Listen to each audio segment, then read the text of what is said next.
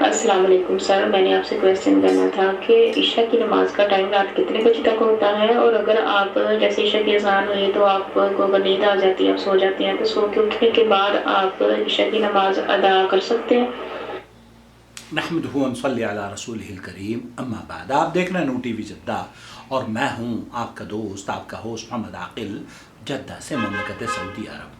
اگر آپ پہلی مرتبہ ہمارے چینل پر تشریف لائے ہیں تو ہم آپ کا خیر مقدم کرتے ہیں، خوش آمدید۔ براہ کرم چینل سے جڑ جائیے تاکہ آپ کے سوالوں کا جواب بھی آپ تک پہنچتا رہے۔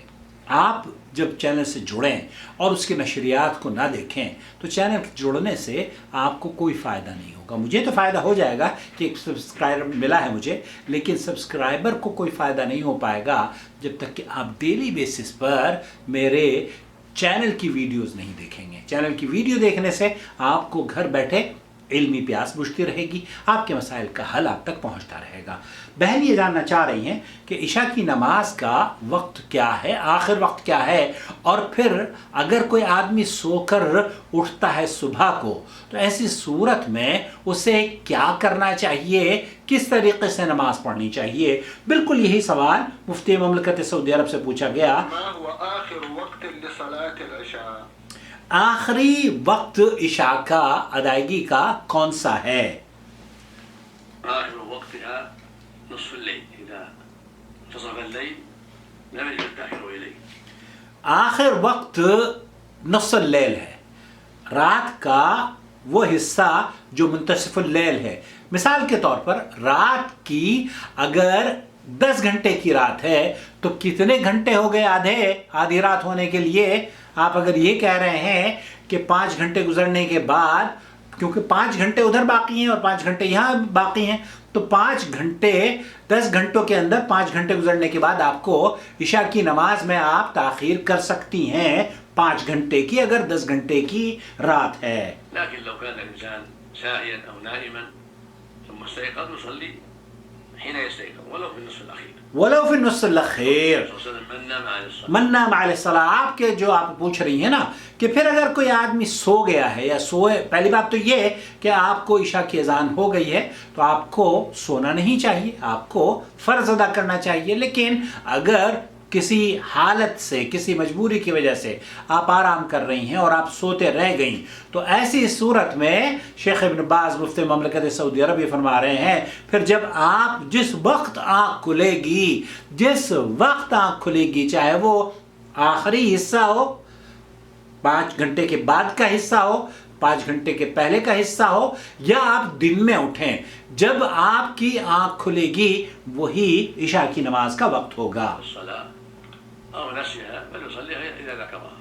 آپ علیہ الصلوۃ والسلام کی حدیث ہے، آپ علیہ الصلوۃ والسلام نے فرمایا من نام علی الصلاۃ، آپ نے فرمایا کہ جس کو نیند آ جائے یا نماز پڑھنا بھول جائے تو ایسی صورت میں جب وہ سو کر اٹھے اس وقت نماز پڑھے، اور جب وہ اسے یاد آئے اس وقت نماز پڑھ لینی چاہیے۔ لا كفارة لها إلا ذلك، لكن ليس له يؤخرها عمدا۔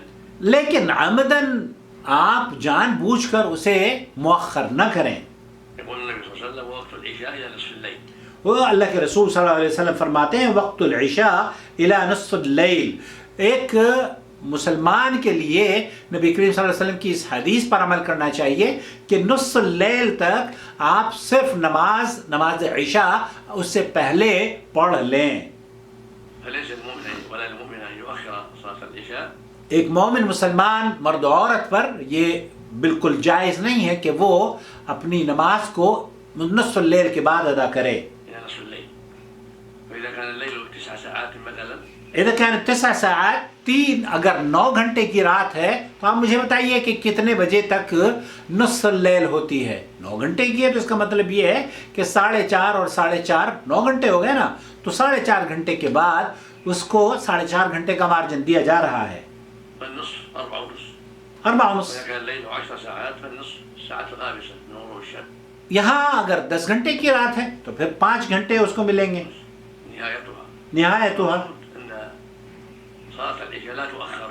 المخصوص صلاة العشاء لا تؤخر، تو نماز عشاء کو آپ اس کے وقت سے زیادہ مؤخر نہ کریں۔ إلى نصف الليل ولا مانع من تأخيرها إلى قرب نصف الليل من أمر ثلث الليل، لا حرج في ذلك. آپ اگر اس کو اخیر میں پڑھنا چاہتی ہیں تو کوئی حرج کی بات نہیں ہے، لیکن نصف اللیل سے پہلے پہلے آپ کو آدھی رات سے پہلے پہلے نماز کو ادا کرنا ہے۔ المرأة والمريض.